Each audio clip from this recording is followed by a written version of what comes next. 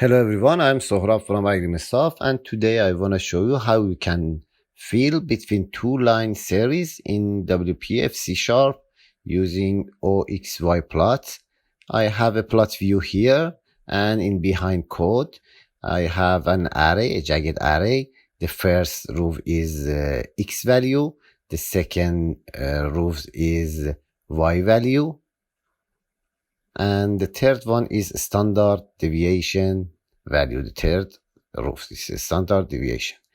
Firstly, I create a model for plot view with axis, two axis, title of axis, position of axis. You can change it, and I create three standard deviation up, an array for three standard deviation up, and an array for three standard deviation in down of Y values.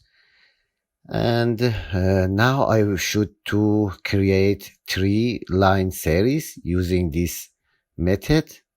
It is so simple. I created three line series, and now I want to fill between these line series.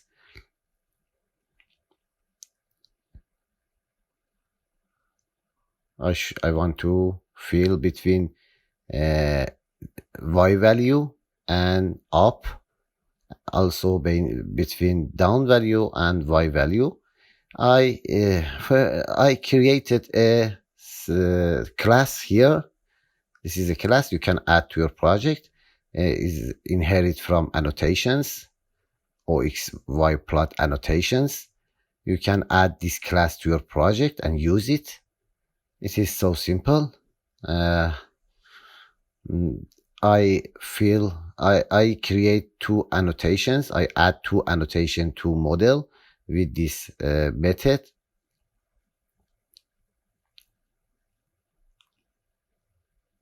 This is the method that I use it. Now I want to start it and show the result to you. This is so simple. Okay.